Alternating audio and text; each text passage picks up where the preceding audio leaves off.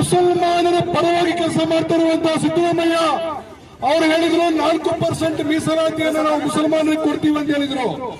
ಅಷ್ಟಕ್ಕೆ ಮುಗಿದಿಲ್ಲ ಅವ್ರದ್ದು. ಮಾಡ್ಬೇಕಾದ್ರೆ 20% ಮೀಸಲಾತಿಯನ್ನು ಮುಸಲ್ಮಾನರಿಗೆ ಕೊಡ್ತೀವಿ ಅಂತ ಹೇಳ್ಯಾರ. ಹಿಂದೂಗಳೇ ಲಬ ಹೊಯ್ಕೋಬೇಕು. ಈ ದೇಶ ಇದ್ದದ್ದು ಸೆಕ್ಯುಲರ್ ಜಾತ್ಯತೀತ ಇದು. ಇಲ್ಲಿ ಎಲ್ಲರಿಗೂ ರಿಸರ್ವೇಶನ್ ಕೊಟ್ಟಿದೆ. ಅದಕ್ಕೆ ನಾವು ನಿಮ್ಮ ಈ ಮೀಸಲಾತಿ ನೀತಿಯನ್ನು ವಿರೋಧ ಮಾಡ್ತೀವಿ. ನಮ್ಮ ಇವತ್ತಿನ ಬೀದಿ ಹೋರಾಟ ಕಾನೂನಿನ ಹೋರಾಟದ ಜೊತೆಗೆ ಮನೆಗಳಲ್ಲಿ ಹೋರಾಟ ಆಗ್ತದೆ. ನಿಮಗೆ ಗೊತ್ತಿದೆ, ದೇಶದ ಯಾವುದೇ ರಾಜ್ಯದಲ್ಲಿ ಕೂಡ ಸರ್ಕಾರ ಇಲ್ಲ ನಿಮ್ದು.